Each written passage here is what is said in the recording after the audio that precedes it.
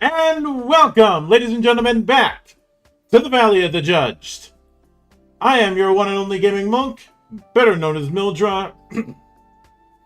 And with me is my good brother here in the temple, coming to us from the world of distorted illumination, good brother Monarch. You know, I really wish I had a good, just fiery Inquisitor voice to use for today's show. Yeah, but I people don't. Would be expecting that. I know. But sometimes you expect something because it makes sense and it works. I guess you're not Spanish enough for that joke. Yeah. I know the Spanish Inquisition. I should hope so. Otherwise, I'd have to take my copy of Monty Python's Flying Circus and beat you with it.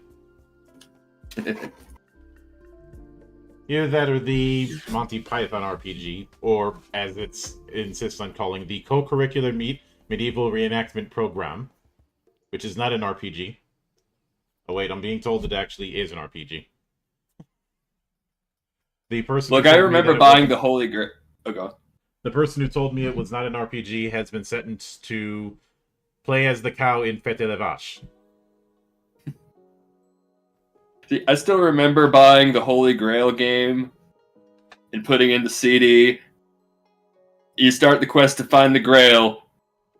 The icon to start the game is the Grail. You click it and it claims you've won.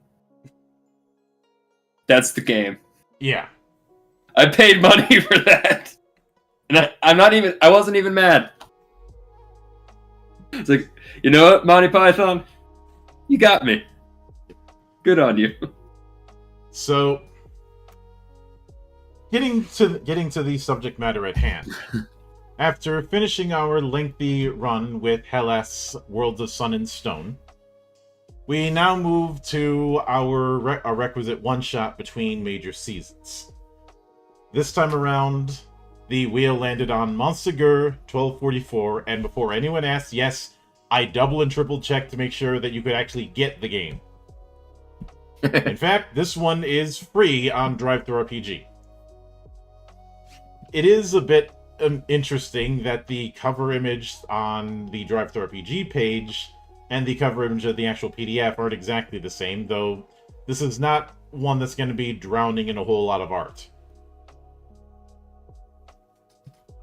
Now, you would also normally see me try to track them down and tag them in the opening blurb tweet I'll put out, but as far as I can tell, this is the only release of Thoughtful Games and Frederick J. Jensen. I found nothing. If they happen to come across this particular stream, well, to them I say, hi guys, don't worry, we'll be nice. Maybe. I make no promises. So, obviously, this was a game that came out back in 2014. Was printed in Italy, so I can add this to my Italian wing. They give a special thanks to Jason Morningstar. There's a name I've seen before. And now let me see, and we do not have bookmarks. On the other hand, this is 56 pages in a wide format, so make of that what you will. Now, when it comes to the table of contents materials, I think the only thing that we're going to be skimming past is the story part. But this is a little bit different than some of the other games that I've covered. And there's a lot of narrativist elements that I'm going to be skimming past. For the same reason that I skim past a lot of GM chapters. I don't have a whole lot to say. Now, I will just kind of give a quick rundown of the narrative here, because I did kind of read into it a bit. Montsegur is a real thing that happened. Yes, it says right in the first Yeah. sentence for the introduction. Montsegur Yeah. 1244 is a story game inspired by the siege of Montsegur in 1243 to 1244. The castle was home of the Cathars, a group of people who followed a religion with roots in early Christianity. When the castle surrendered, the survivors were given the choice of renouncing their faith or being burnt at the stake. More than 200 chose death, including more than 22 who converted during the last 2 weeks of the siege. We know this because inquisitors wrote down detailed accounts of the survivors. We know the names of many of the Cathars, we know who their families are, and we know their vocations. But we do not know why they acted as they did. And obviously, I'm not going to go into the whole history when it comes to 13th century politics in Europe, because that's a whole rabbit hole, and I am not drunk enough to go down that rabbit hole tonight. But then it goes into your task to create a story about who the Cathars were and why so many chose death rather than renounce their faith. At the end, you have to choose one of three fates: to repent before the Inquisition, burn at the stake, or escape into the night. At least one of you must choose for your character to burn at the stake. Why? At most, one of you can choose to have your character escape into the night. Thus, the tragedy is assured. This is a GM-less game, and no dice are used to resolve events in the story you create. Okay, we're dealing with a diceless game. That makes things interesting. And then we have an overview of the booklet. Chapter 2 is the rules. Chapter 3 is the framing story, the tragedy. Chapters 4 and 5 contains background information and tips. And chapters 1 through 5 is all you need to read before playing. And the last chapter explains terminology with page references. So we have a rules booklet, a game board, which 16 character cards, a story progress marker. I'll have to check if these are print and play later in the PDF, because when you grab the thing off of DriveThruRPG, you just get the PDF that we're looking at. Yeah, I'm scrolling down. I'm not seeing anything to actually print off here. That is a problem. I mean, you could just make your own cards and whatnot, but if you're gonna, that should have been made clear, though, which is why I'm saying that is a problem. Yeah. So, then when it comes to the rules, they go into the 12 characters, saying including 12 characters, and as mentioned before, the three fates, as well as optional characters. So before play, it's the game board and the table. Give the turn card to the player with the deepest voice. That's an interesting way to start things. Shuffle the scene cards, draw 3 and place them on the board positions. Shuffle the story cards, choose characters. And in each act, mark the current act by placing the story progress marker next to the act on the game board. The player with the turn card reads aloud the text for the act. Each player sets a scene in turn. The player with the turn card goes first. The player with the turn card passes it to the player on his left. Have a 15-minute break after Act 2. Then That's weirdly specific. Yeah. A 15-minute break. In each scene, choose a scene card and draw a new one. Set the scene, play out the scene. Optionally, the narration right is taken over by another player, and draw a story card. So there are 4 basic rules. No player can control more than one character in a scene. No player can kill a character owned by another without consent. Main characters cannot die before the epilogue. At least one main character must burn at the stake. At least one main character can escape into the night. With that 4th rule, again, I have to ask the question, why? I realize that it's trying to narratively recreate a historical event, but I don't see a strong enough reason for that distinction. If I were to take a guess, as we're reading through this, I don't feel like we're reading the rules for an RPG. I feel like we're reading the rules to a board game. I would say this has. Have you ever played those story deduction games, like those social deduction games like Werewolf? Yeah. I'd say this has more in common with that, and Werewolf does have roll cards. Much in the same way playing playing, say, the Battlestar Galactica board game from a few years back, there was one person who is the Cylon. I know some of you are thinking of Amogus, but it predates that by a few years, so bite me. But we're kind of dealing with a foregone conclusion to this story, though. So I get that, but again, why? So then after choosing characters, then we have the background sheets, which is self-explanatory. Then we have the acts. So the prologue, the assassination at Avignonet. The Act 2, the siege begins. Act 1, the siege begins. Act 2, winter hardships. Act 3, a decisive battle. Act 4, surrender. Epilogue, burning for your beliefs.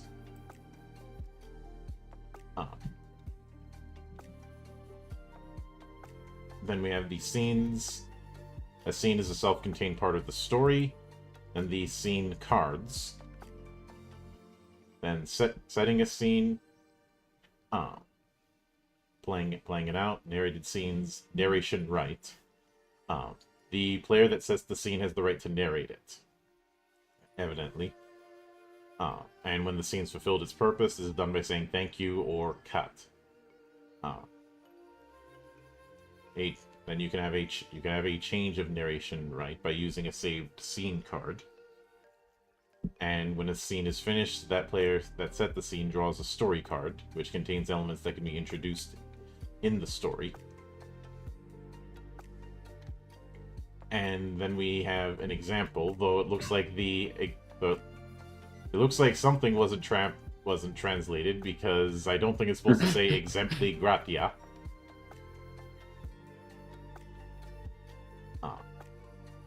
I'm pretty sure it's supposed to be example scene. Yeah. Then we have... I may have learned some Italian today. Then we have the story, which brings up the four-act story that we mentioned before, as well as the prologue and epilogue.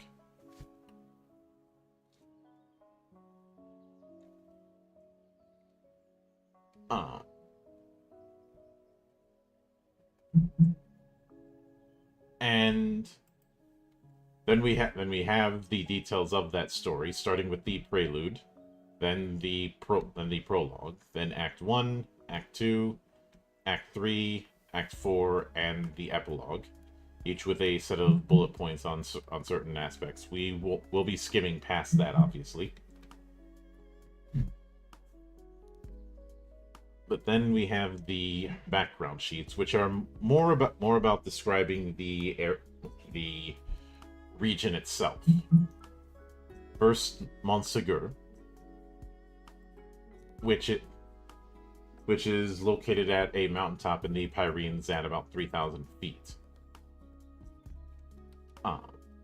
Then the faith.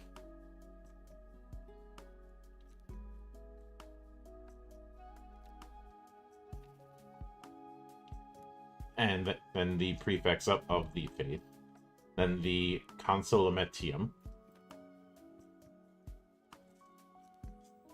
a ritual that's tied to them, and we have a bit of a nod from the Book of John regarding that. John 1, John 1 verses 1 through 17.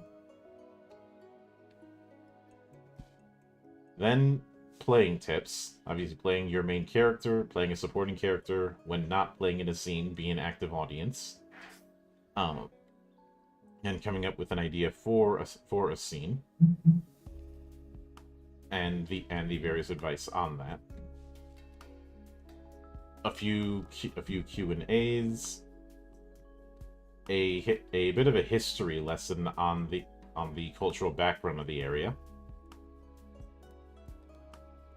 as well as a relationship map, which I feel like this should be in its own separate image, so it'd be easier to print.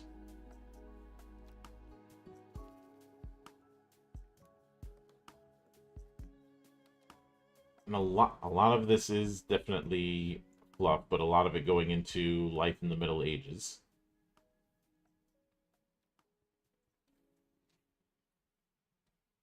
A bit on the...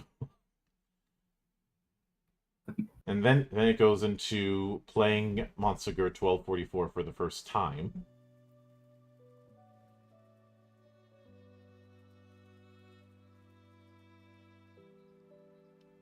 And then I think we kind of already got the idea of how you're playing this game. Yeah. So I have one major problem.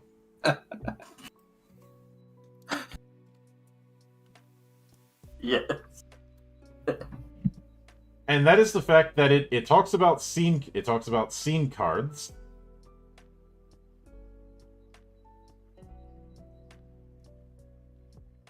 But where are they?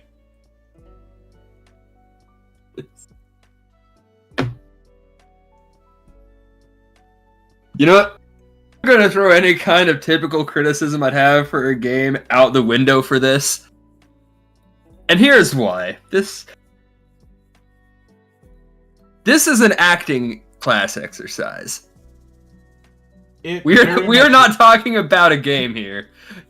It's an improv acting class exercise. Which I can get that. I've done improv acting before. I've done improv acting exercises before. But as hard as this is to believe for some people,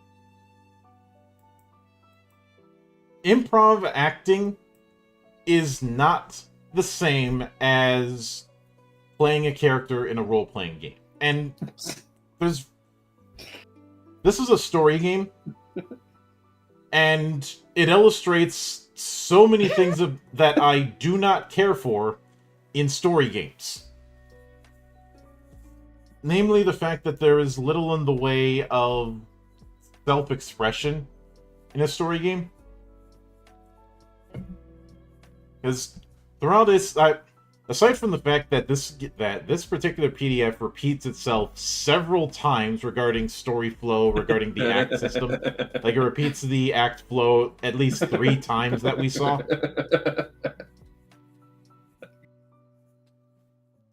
My problem with story games is that the character is completely predetermined, and a lot of the story beats are completely predetermined before you even start.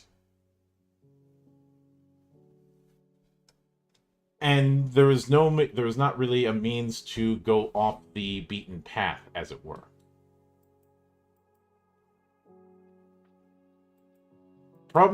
And a lot of them come off as glorified attempts at Mother May I, and the fan bases of some story games are especially corny because they insist that this is proper role playing because there's less combat. You have no idea how that annoys me when people act like role playing and combat are mutually exclusive, or that you can't have one without the other. Putting aside, we have plenty of games that can do both. But look, oh, go ahead. This is my issue. Why are we here? What am I supposed to be talking about right now? There's no mechanics to discuss, really. There's also the fact that, as mentioned, when I was sent this, I was sent just all I got was the PDF. Who sent this to you? Why did they send this? Someone. What did they expect? Someone who is better off. Okay, I do have to correct myself. I do have the game cards. So I was sent the components. They were in separate PDFs. So I take that part back. I somehow forgot about that part. And they are in a print and play thing, as well as the relationship map in its own PDF, one that looks slightly one that's in color. And when it comes to the characters, like for the character of Faye, it'll say girl, orphan, sister of Amiel, lives in Montsegur with her aunt Arsendi. Where did you last see your mother? The stone you clutch in your pocket. When nobody watches you. Where is it from? Why does the darkness of the stable make you feel safe? These are prompts that you would get in a social deduction game or in an improv acting course. The thing, like, were I to just look at this as an acting exercise, like, all right, this is where you start, this is where you end. How can you fill this middle bit in? What can you do to make shit interesting? It's like, if that's how you're looking at this, fine, but this is not a game. What am I supposed to?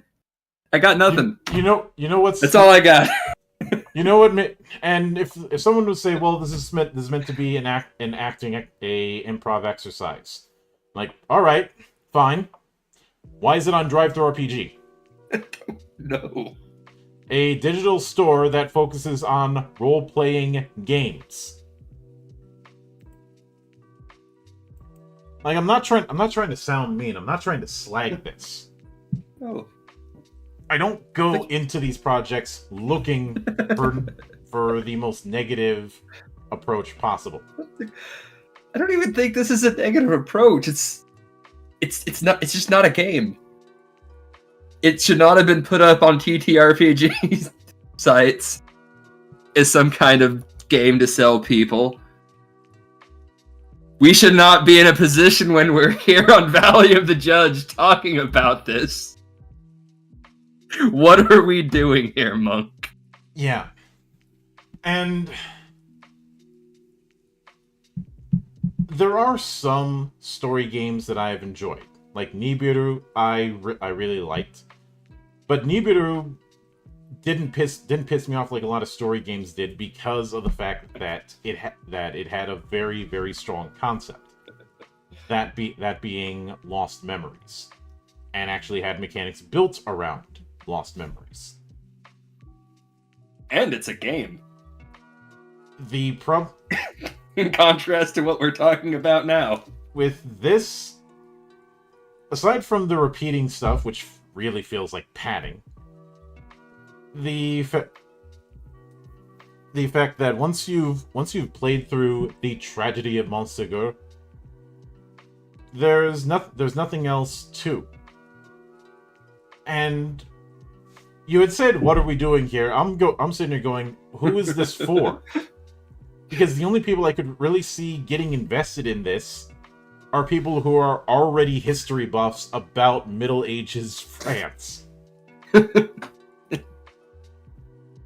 And that is a fraction of a minority in the grand scheme of things.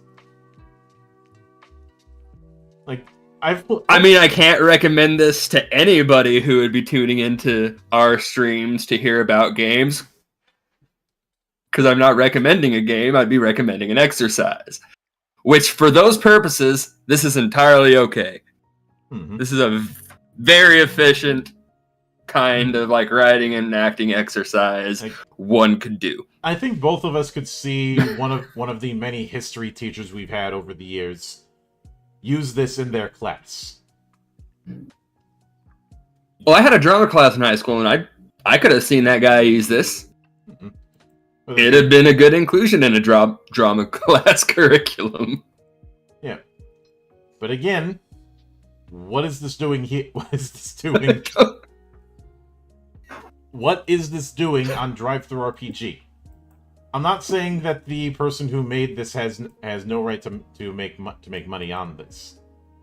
But if this was on like itch.io, which houses a variety of games and services, that I'd be willing to understand, but that's not where I found this. That's not where this is available for purchase. And also, for what this is, let me ask you this, Monarch. Would the material that we've covered be worth $12? Because that's what this currently costs on Drive-Thru RPG.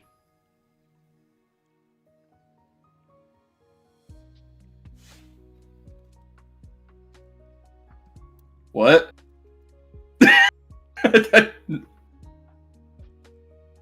That's all I got here is like, what? No.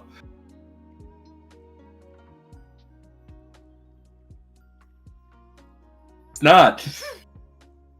It's objectively not worth $12.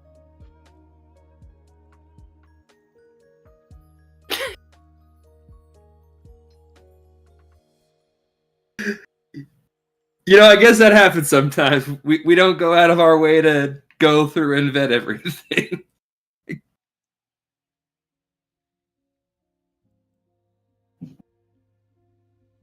And I did look a little bit into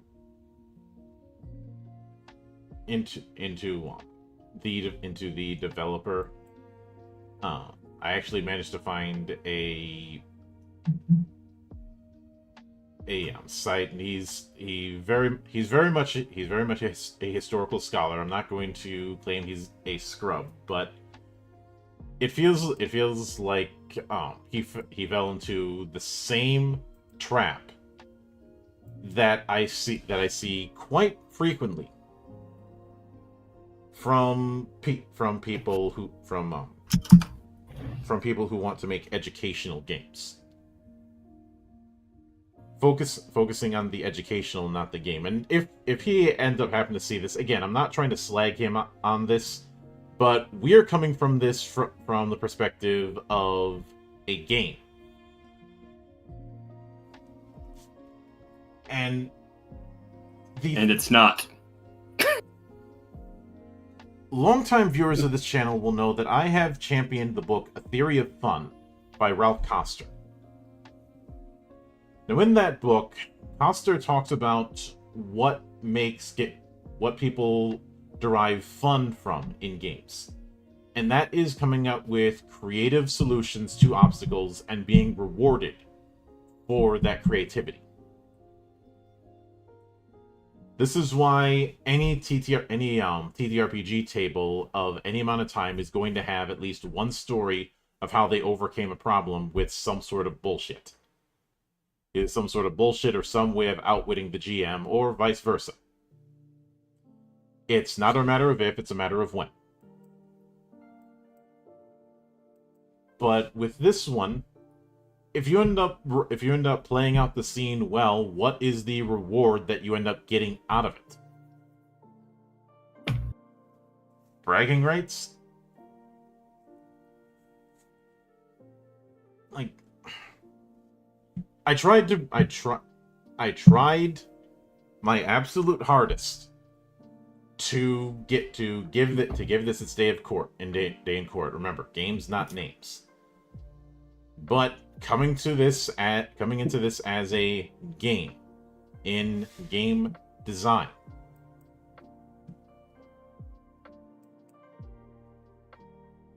especially given that this is the only game that they have that's on Drive-Thru RPG. They've got 2 other games on their website.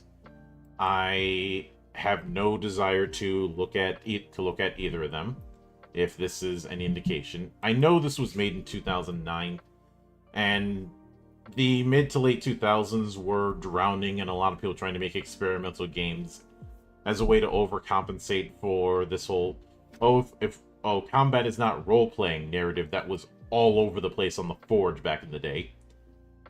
Some of you may have forgotten, but I didn't. Because I'm a petty motherfucker. But if I were putting this on my grading system, coming to this from a TTRPG background, and since this is on DriveThruRPG, a digital store focused on TTRPGs and tabletop gaming, I don't think it's unfair of me to make that to judge on that metric. Montsegur 1244, Burning for Your Beliefs, gets a stamp of avoid. It is going to be far too restrictive for a lot of people. They're not going to be able to do any sort of personalization on the matter. And it feels more like a historical exercise than it does a game. Look. Here in front of me, I have my daily multivitamins. On your scale, how would you rate this as a TTRPG?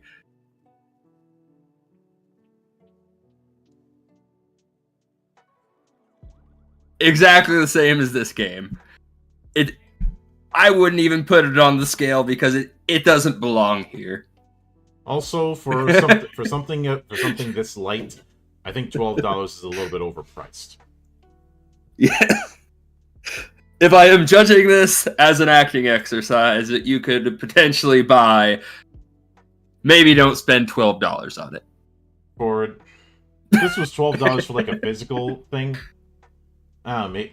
But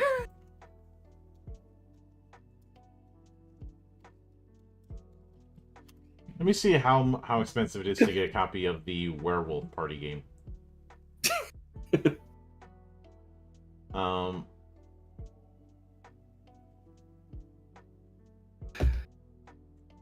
So I'm the Ultimate Edition of Werewolf. I am seeing copies for about $15 on eBay. The Ultimate version is $22.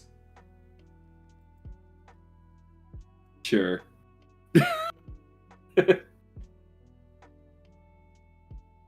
Which is going to contain a bunch of materials as well as the app.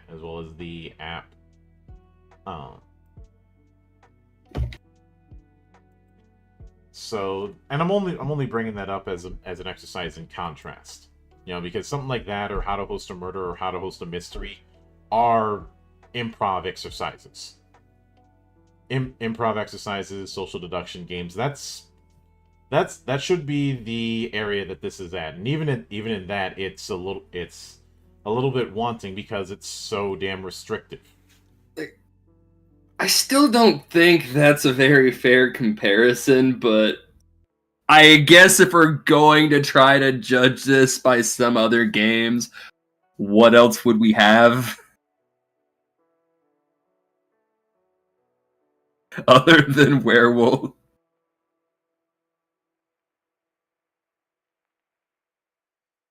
If it is going to be doing that, the reason why I'm comparing it to other social deduction games is because you don't see those kind of social deduction games in an RPG store. Yeah.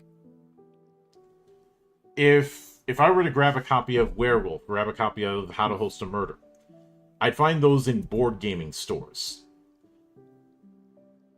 Where board games are going to be the focus. Some of them, yeah, they're going to have RPGs, but if I'm going into I don't know, fucking Games by James, if they're still around, I haven't been there in years. I'm not going there for RPGs. Yeah. Or think of any board game store that you've been to, or even just the board game section of a bookstore. That's a thing. You're not gonna go in there looking for a TTRPG. There's a section for that. Much like you're not going to go into the manga section looking for a DC comic. Mostly because the graphic novel section is being swallowed up by manga. You've seen the photos as much as I have regarding that. Yeah. I think it comes down to, like, I don't know why he called this a game. That is my biggest contention in all of this. It is not a game. I don't know how I would compare it to another game. I don't know why they thought to even try calling this a game. The existence of this showing up on this show confounds me. How did we get here? I want to know. I want to know the reason he thought this was a game. I went through a bunch of my lighter games that I have in my library and I put them on a wheel. The wheel landed on this. That's how we ended up getting here. But how did that get on the wheel? Because somebody, who I will not name, sent it to me. We need to shame them. Just cut this clip of me saying this to this person I don't know. Shame on you. Shame. See, this is why I live by a motto for most of my life is, you know what? Don't ask questions. Because you're going to eventually get an answer and it will upset you and anger you. Or you could just not ask the question and you'd have been happy. I feel like the question alone is upsetting and angering you at this moment. It is. I don't know why we're here talking about this still. Yeah, I think we should wrap it up before I end up losing more brain cells, because this will probably go down as the most unprofessional thing I've covered. Not to say the writer is unprofessional, but in terms of don't piss on my head and tell me it's raining, that we've ever had to deal with in Valley of the Judge. I don't think we've gone this off the rails since Valhalla. That should tell you something. I don't know what it tells you, but it should tell you something. Well, I guess you tune in next week and we finish up our thoughts on Hellas. Yes. Hella, we're finally doing the finale of Hellas next week. After that, we are doing a in-between season, which I thought this was for some reason. Don't ask me why. I think covering this ended up making me lose brain cells. We will be back here next week.